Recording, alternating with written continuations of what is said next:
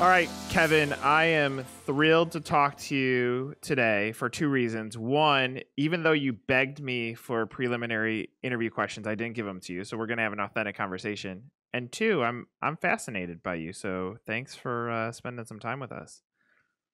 I'm happy to be part of the program. Fascinated by you as well. Can't wait Okay, to hear what good. you ask. So, with everybody, and this has now turned into a consistent theme, I like to start off if I say, if I ask a question, t- tell me your story. What is your story? What would you say? How have you gotten to this point?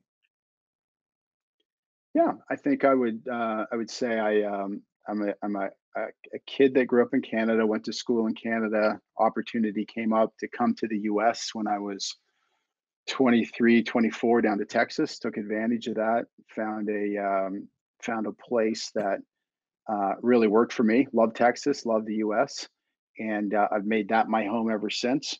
So I'm 52, so you can do the math, but it's a long time down here. I've spent more time down here than I did up in my country of birth. And whatever I do, I try to work hard at it. I try to surround myself with really good people, and usually try to have a plan in place before we go into any situation. So we try to have a great outcome, and then just continue to work hard. So one thing I've always respected about you, you talk about surrounding yourselves with good people. Is that a lesson that's been learned over time? Did you go through battles where you learned what makes a good team, or is that a mindset that you've always attracted the right folks around you? Yeah, I think where it really hit home for me probably was when I started after I graduated from school. My first real job was working at Bain and Company as an analyst with them, and that was for those of you who don't know Bain and Company, Bain was made famous when Mitt Romney ran for president. But it's a large consultancy that works with Fortune 500 companies trying to solve their biggest problems. It's a heavy data driven environment, super competitive, a lot of really smart people around there, but a lot of really good people. And it's not just that, I saw lots of smart people that washed out because they didn't work hard. Um, but if you have a combination of a good work ethic and you're smart, you'll really succeed in that environment. It's a team based environment. We all solve problems together in a case team format. And it's something that really resonated with me. And so that was my formative business career from the age of 20, 23, call it, to 28, and that has really stayed with me ever since. So your team now, I obviously know them intimately, but Yep. is it is there a trick to getting there? I mean, from a financial standpoint, obviously you have to pay people what they want to be paid. You can't go cheap on a team, but is there tricks that go into building this squad that has your back? I think it's probably what everybody, I think anyone over high achieving performing people would want, which is uh, they want to be able to be put into an environment where they're challenged. They want to be put into an environment where they have autonomy to make decisions and live and die by the decisions they make. So if they make great decisions, they're going to be rewarded. If they make poor decisions, they're going to live with that, and they're going to clean up any garbage that they may have caused. Um, they need to be financially rewarded. Um, and so I think if you can put all of those things together, I think you can create an environment where you can attract good people. But you got to be willing to let go. I've got to be willing as a leader to say, I don't need to be involved in every single decision. I got a team of really experienced people that can make those decisions, and then just move on from there. At 52, you're obviously conditioned to do that. Was that a learned skill set over life that to trust in others or to let go when you I mean it is what it is. When you walk in the room, you're arguably one of the Yeah, smartest people in the room. You are. That's a yeah. factual statement, but to get to the point of knowing that you're going to have to rely on others, was that a skill that you had to learn? Um, I again, I when I come back to Bain, that was certainly never the case. I mean, I would walk into the room thinking I was really never the smartest person in the room, and I can, depending on how you want to chalk that up, you could see that. But or how you want to measure it, but what I found in those people that I worked with, people that are investors in my company today, people that were mentors of mine, who continue to be mentors of mine, that's what I learned from them. I think the idea is people aren't going to be making they might not make every decision exactly the same way that I'm going to make a decision. Um, but are they going to walk through the same process in terms of gathering information, gathering data, getting other people's viewpoints, and then make the best decision they think is available, and then go with it? And maybe I would have made a different decision. Um, but 9 times out of 10, if I pick the right people and we've got the right process in place for how we collect information and make decisions, we're going to make similar decisions. And so for those odd times when we make a different decisions, that's just the cost of business, and you just keep going. Go back to very early on in your career. What was the motivator for you to be successful? What was the backdrop that made you decide that you were going to be at the top of business? Um, I guess early, and growing up, very humble beginnings. My dad was a truck driver. My mom stayed at home. My dad worked for Exxon. Didn't make much money, but enjoyed the job, enjoyed the work. Um, my view was, growing up, for whatever reason, I always thought there was something more out there, and so from a young age, I've always had a job. I've always wanted to create something on my own. So a lot of those jobs I would have in the summer was not me working for somebody else. It was actually me creating some opportunity with a partner or a friend, whether it's a roofing company, a painting company, doing driveway sealing, whatever it was. It filled the time, and I always wanted to make my own money. If a motivating factor for me, I entered university the summer before entering university. I took the securities course, which was a course for me to learn, being a stockbroker, if that's what I wanted to do. I thought in taking that course, I actually learned something about the stock market. I was very naive, thinking that I knew what I was doing. I asked my parents, and I think I've told you this story before, Nick, but my parents had saved money for college. I was going to be the first kid to go to college in our extended family. I asked them if I could take that money, invest it in the stock market, because I just finished a securities course. I knew a lot about the stock market. Um, Fast forward 2 or 3 months from that point, and the stock market blows up.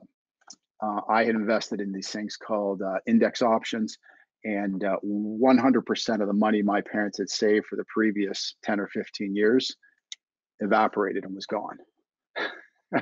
So there was a motivating factor there, which was to uh, figure out what I just did, but more importantly, get a job and start doing better at school, because I wasn't doing that well at school at the time. I was just really focused on a lot of other things that I shouldn't have been. And that was my first year of university. So I mean, fortunately, I was able to turn it around.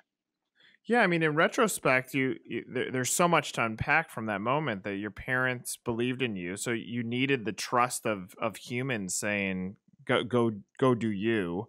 Um, Yeah. but you probably needed that failure, right? I probably need that failure. I think that's a great assessment. I mean, I think if I didn't have that, think of the if I because I've thought about this. If the opposite happened, say I actually made a good amount of money on the trade that I did, and maybe made a little bit more, the chance of me having stayed in university was probably not really high at that point. I had looked at the market and I felt that was a way that I can really make some money. I pivoted very quickly when I lost the money, and I said the way I'm going to do this is a much longer term approach, which is I'm going to do as well as I can in school, and then see where that takes me by the end of the next 3.5 years when I finished up. And so, yeah, it could have been a bit different. I think if it had gone the other way and it was a little later when that accident happened, I think the ability to pivot would have been tougher. Do you still think about that moment as a motivator? Is that somewhere inside of your gut? Not so much now at this point. I've done a lot of other things since then.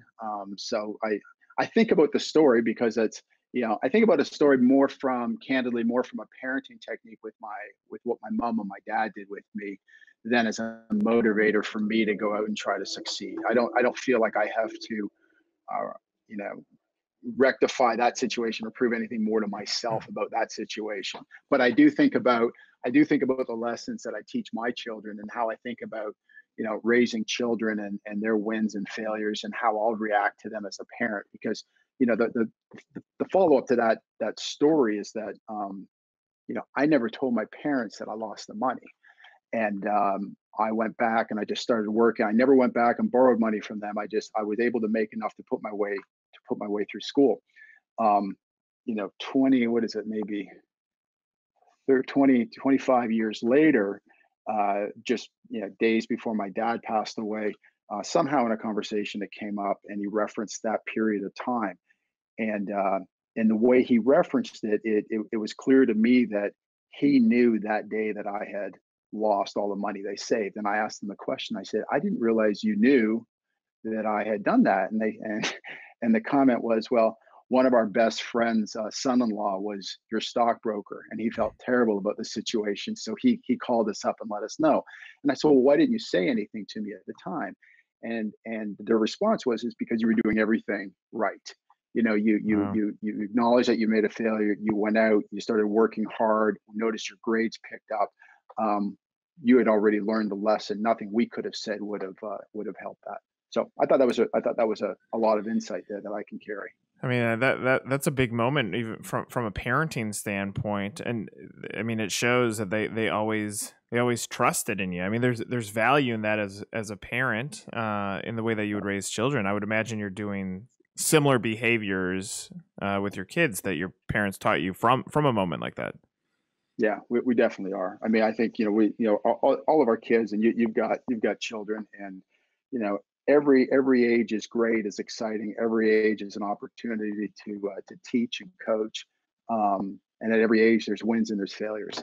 And I think it's really how we react to both the wins and failures, and what we try to teach because a lot of times they win.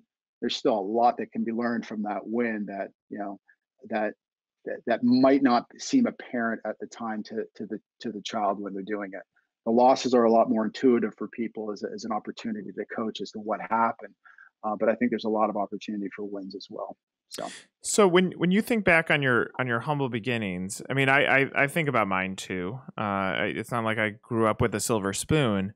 No, it definitely wasn't. It wasn't a bad life that I grew up in. It was mid America, but I think about it like in a world where your children come up with a different financial setting. How do you end up teaching them grit, or how do you find a way to empower them to learn this grit that probably made you better than everybody else at things that you've done? yeah, grit's a word that we use a lot in our household. We also have another acronym. We call it NIE. Nothing is easy, and it's something that I so we look at it in a few different ways. Our all three of our children happen to be fairly gifted athletically, more thanks to their mom than their dad. I think that athletics can teach a lot. It can really teach a lot about motivation, about leadership, about winning, about losing. And so we've had opportunities with our oldest and our youngest, who are swimmers, to teach them that. Our middle daughter's a soccer player, and so wins, losses, how they behave on the field, how well they train, how they treat their teammates. So that's where we've done it. We do it a little bit in schooling as well. Um, you know, hard work pays off, and I think that's you know my parents lived long enough so that my kids saw where I grew up. They saw that environment that I was in. I hope they have the fire in the belly. I hope they have the grit. I certainly have seen it in athletics. Um, we just do the best we can, right? When you're growing up and you're carving your own story, did you have at least moments where you could pause and say, all right, this is pretty neat how far you've come? Did you ever have those breaks throughout your career, to recognize that you're doing some cool things? Um, Do you do it now? yeah, I do it now. I do it sometimes. I mean, I guess there was one break where I had been recruited to South African Airways to be part of the turnaround story, and it was opportunity. work in Johannesburg for 3 years. Our son was born. It was quite it was a dangerous environment, but it was also a politically charged environment at the time when I was down there in the late '90s to early 2000s. Um, but especially now when we look back at that opportunity, I was really young. I was given a lot of responsibility. We were living at the end of the day, we were living in a very cool place. There was a lot. I mean, South Africa is such a gorgeous country. There's so much to do there. I'd pinch myself then. I don't know. I guess I've always felt very fortunate to have been put into a lot of these different opportunities, and I said yes to most of them, and but I always felt very fortunate somehow that they just showed up. I pinch myself all the time with how lucky I've been, Do you think how fortunate. your children, because obviously you're as a parent, you're leveraging sports and a little bit of schooling to teach them that appreciation too. Do you feel like them, as you've watched them grow up, they have those pinch moments, or is that still something that needs to be trained over a lifetime? I think that's something that needs to be trained. Yeah, I will ask one other thing, Nick. I mean, one of the other things that we do, my wife is really great at when we can, which is several times a week, the five of us sitting around a table and having dinner. And I'm very open about the one thing that I never wanted my children to do is to look at me and feel like what we've achieved has been easy to get to. And I think that can be depending on, I think you're this way a little bit. Your demeanor is a little lighthearted, um, and if I was to ask your children if they were sitting here beside me, what do your dad makes it look easy, doesn't he? The answer I'll get back was absolutely makes it look easy. I think any successful person with children, the children are going to look at the parents and say, yeah, it just works for my dad or works for my mom. They make it look easy. What we try to do is I try to at dinner bring up conversations of things that have happened during the day in a confidential way. They're all sort of they're under the tent, but I share with them difficult situations we've had, whether it's a difficult conversation I've had with a franchisee or a supplier or an employee. I mean, the list can go on, and so I think by doing that, it's a pretty instructional time for the kids to say, well, maybe it's not as easy as he makes it look. I try to when I come home, you know, I try to turn off all the stuff that's happened during the day. And even when I'm telling the story, I tell it in a very upbeat, positive way. But I mean, as you know, I mean, some days are harder than other days. We probably all have experienced those, right? You should have just, you wake up the next day, you put on your big boy pants, pull up the boots, and you get back and you make it happen. But you try not to have that day at work impact your family because Yeah. that's not healthy. Yeah, I mean, if someone said, "Tell me what Kevin Wilson's secret is," as I know you, what is your secret to success? I mean, you pick the right partner in your wife. You pick the right partners in your business. It seems that I've never gotten the sense that you have it easier than anyone else. I've always had the sense that you have an intangible asset of however you build these relationships seem to build communities that always have your back, and it sounds like you're doing the same thing with your children. I think that's your magic piece in business is understanding the value of people.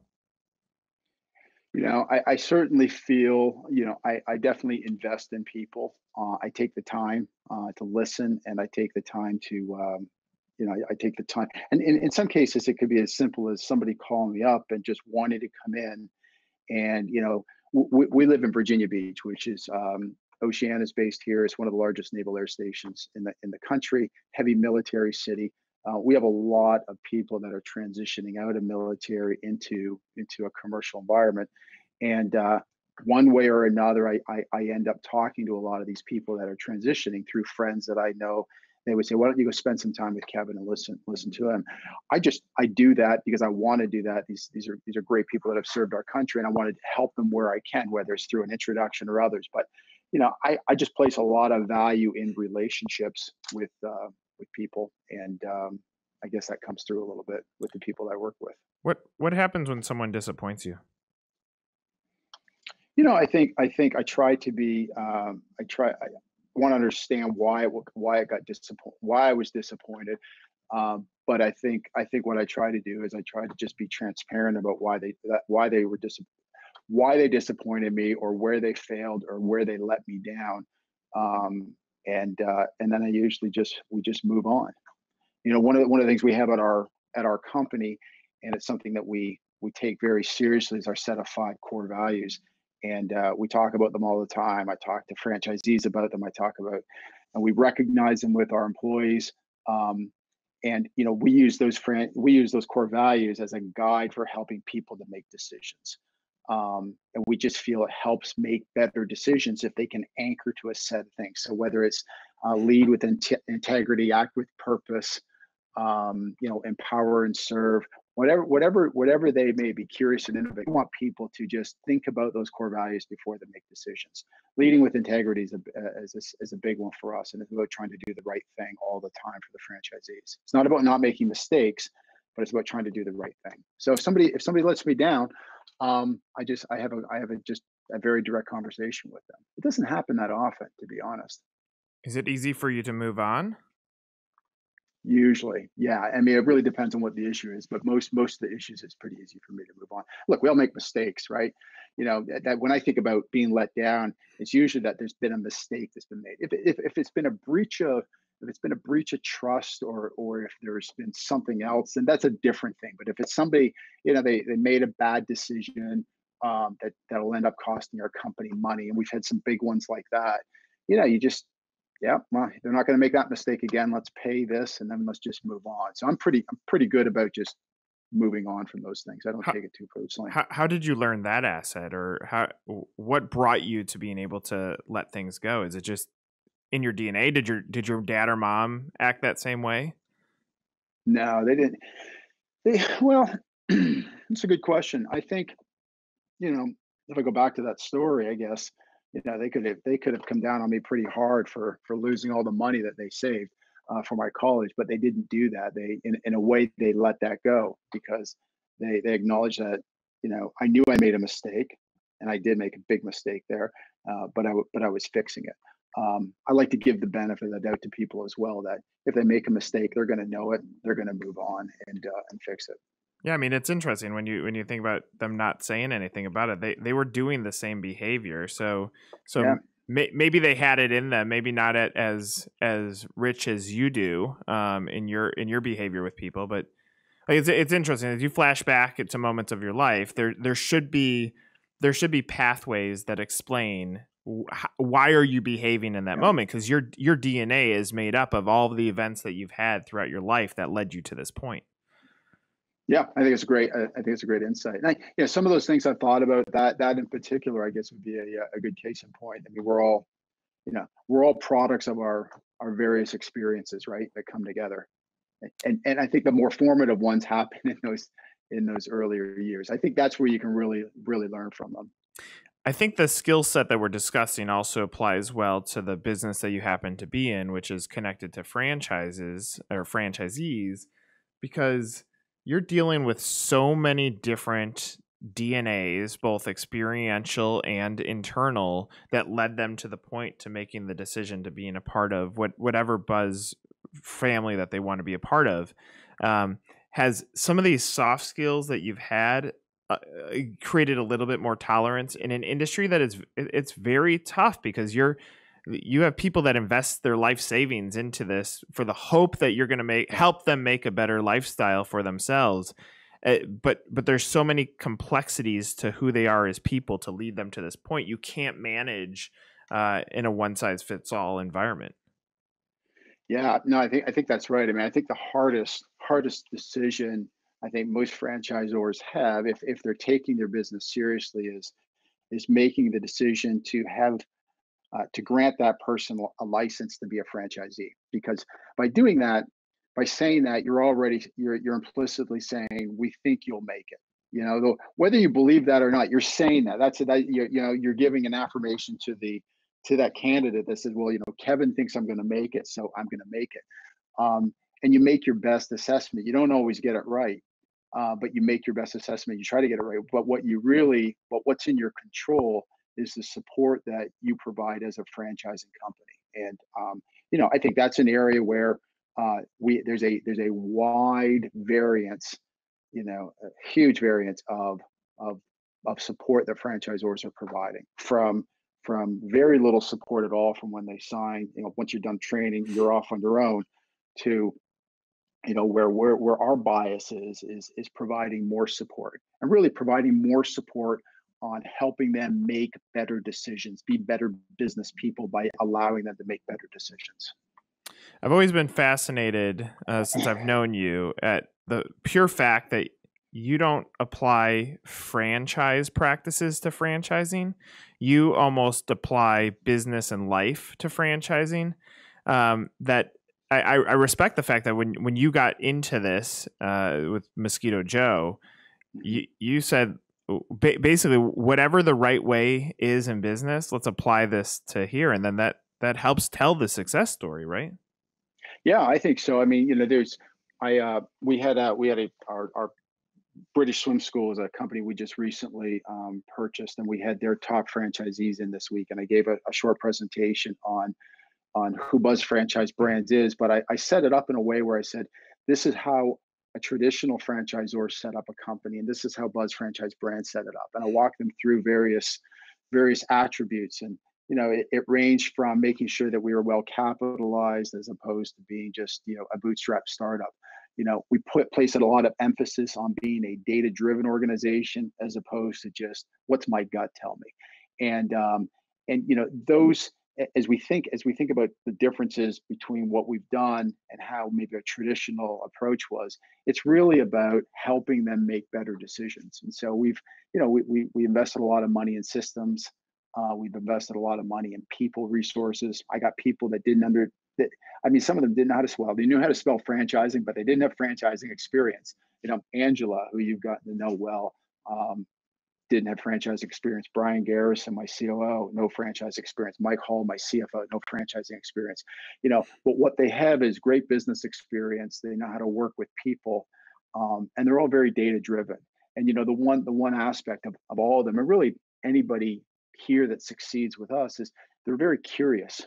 They're curious, and you're a very curious individual, right? You're always asking questions when we get together at events. We have great conversations, largely because you're asking a lot of questions. I ask a lot of questions too, and I feel like if you ask questions, eventually you're going to get some answers. And I'm not going to eventually, hopefully, you get the right answers, but that to me is such an important trait to be able to develop. Certainly in young people, I think it gets harder as you get older. But man, if you can, your children, my children, if I can teach them to be curious, what a great skill to have for life. Yeah, it's interesting. I mean, if I reflect that, whether it's interviews or it's business, that curiosity, so it probably comes from somewhere deep inside me that says I know that I'm not perfect, and I know I have a lot to learn. So the more that I can learn and try to figure out the logic of how all these thoughts work together, it should make me better in business. I mean, I've always respected our conversations that you and I have had. I respect you deeply as a friend and as someone in business, because I want to be like you. I want to be able to have this gray area with my team that blurs business and personal. I want to have a life where I can take care of others, use my best knowledge to set up a system that could take care of others so that their families can reap the benefits. I want to do things the right way. All the wants are there. It's now piecing together the puzzles, and that's part of the reason why I love having our conversations, because I think you've done it right. I think you've done so many things right in your life. Oh, I appreciate that. I mean, I think that is, when I look back on those different things that I've done, could I have done what I'm doing now in my young 30s and had the same success? I don't think so. Late 30s, getting closer, but there's a lot of, failures, wins, losses, whatever you want to call, where I've learned along the way. And in each stop I've had, I've picked something up. So if it was Bain and Company, it was if you can't prove it with data, you can't prove it. Very analytically driven environment. If it was Benny's Bagels, my first franchise that we started, that was all about the unit economics, and just are we driving and peeling back to understand the unit economics. South African Airways, large organization. I had 3,000 employees that I was managing, and I had two unions. I had we think of unions in this country based on trade, right? Hmm.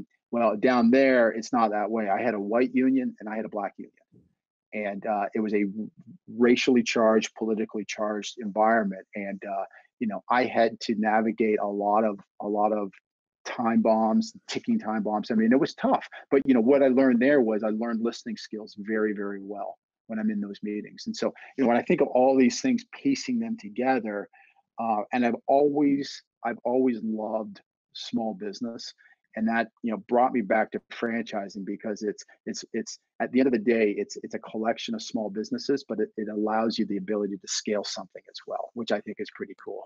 If I forced you to answer this question, is is franchising the toughest or one of the toughest businesses that you've ever had to work in because of the complexities of humans? Because really the asset is the human, in probably more ways than other businesses. Other businesses, they could be a cog in the wheel, but here, like, the asset is the human. You need franchisees to work. You need to give them the support that they make more money. You're trying to grow a business. Is how tough is franchising? Franchising is pretty tough. I mean, I think it's not as tough as the airline business. The airline business is pretty darn tough. I mean, it's hard to make money in good times, and the likelihood is you'll lose a lot of money in bad times. And it's certainly in the environment, whether it's here or down in South Africa. You know, collective bargaining agreements control labor, and you manage that. So you've got to manage that process. You got to manage the change that takes place. Um, that was a tough environment, really tough environment. Franchising for me, I think is not as hard as that. It's difficult, but it's the difficult part is you've got the model that's established, and you know exactly what works. The challenging part for me is always trying to figure out why somebody didn't make it. Yeah. If they fail, because you give them all the same support. People would ask me that question about Mosquito Joe. Well, I can tell you there's a lot of mosquitoes in that area. I can tell you that there's probably competitors in that area, but we have competitors here. And the reality is that I could take, another franchisee who was a winner in this area and put them in the one that just failed, and they would succeed. And so it really then came down to the individual. So then it allows you to focus back on yourself as well. What about that individual how did we not connect with them, or how do we not support them in a way? And that's the hard part. The hard part is when you see people fail. I mean, and if they're failing, they're not enjoying it. We usually try to work out a situation where we gracefully exit them out of the business, somehow make it work so that it works for them and it works for us. Um, we've been pretty good at doing that, but it's not easy. I appreciate that comment because I bet you if I'm talking with the mass majority of franchise brands and we talk about failed franchisees, they focus on how that franchisee was bad. And especially offline, they would say it Yeah. was, and you're saying, well, let's ask more questions of ourselves so that we can keep getting better. I think that's like that soft people skill that ends up you can apply it to any aspect of your life, whether it's business or personal or wife or kids or children. It doesn't matter. Like, that soft skill is so valuable of saying, all right, let's get better. And that's No. such a half full approach that so many people in business go half empty. And I think that's part of the challenge that they fight through, and that's what gets them in trouble. Yeah, I mean, for whatever reason, as I mentioned earlier, I've always been a very optimistic person. I think I've gotten more realistic over time, but I've always been optimistic, and I've always tried to make the best of whatever circumstances that or whatever hand I'm dealt. I try to teach that to my kids. You're not always going to be dealt the perfect hand. What's most important is how you're going to play that hand. It's going to determine how you feel about Right. the outcome. So, Do you talk a little bit about optimism, and this is where I want to end our conversation, on the topic of happiness. Are you happy? Do you feel like you've achieved happiness? Do you feel like you're still chasing it? Do you find it in moments? How would you explain your own personal happiness? yeah, I mean, I feel happy a lot, to be honest. But I always have. I mean, I always, whether it's, I think largely I feel like I found the right partner in life. So that definitely helps a lot. Um, she sees the world through similar eyes the way I see the world, and so she's a great support structure for me. But I've always felt like, you know, life is going to be what I make it. I'm not going to let somebody else dictate my happiness. I could make the comment that I'm not that concerned about what other people think of me, and that would probably be a true statement. Um, but what I mean by that is I'm not going to let other people dictate how I behave, or I've got a good center for how I think I need to shape my life, how I need to live my life, and I'm just gonna do it, and I'm gonna have fun doing it. And So yeah, I tend to be, it doesn't mean like all of us, we have bad days, and so some of those bad days, I've got a great wine cellar at home. I go home, I have a couple glasses of wine, I wake up the next day, and that's history, and I just move on. So you drink too much to forget about the past. Great advice from Kevin Wilson. Well, look, I mean, if I reflect back, if I take a second to pause, and I do it plenty. Some of my favorite moments of operating this business has been in your company, whether that's laughing or learning or drinking. All of those moments have helped me, and I think really the magic of everything you're saying is when you go back to talking about being just being happy. When you decide, at the end of the day, you as a human being get to decide whether you're happy or not. And Absolutely. when you decide to live life, screw anything else that happens. I'm going to be happy with what I do, and I'm going to find happiness in every day. I think that ultimately drives success in the end, because your mindset is in a healthy place, and you have that effect on me anytime I'm with you, even if I'm having a bad day. I you turn that around, and I appreciate that, and I like to be associated with people that have that same mentality. Well, I appreciate that too. We have, I've enjoyed our conversations. We have a core value. I gave you four of my five core values. The fifth core value is a real important one to us, and that's have fun. And we do that in a lot of different ways. But fun for us is not just celebrating people's birthdays and some of the things they've done here, but it's also about winning. And we like being around winners, and we don't like being around losers. And so we celebrate those wins whenever we can. And so I think we've got a great team here.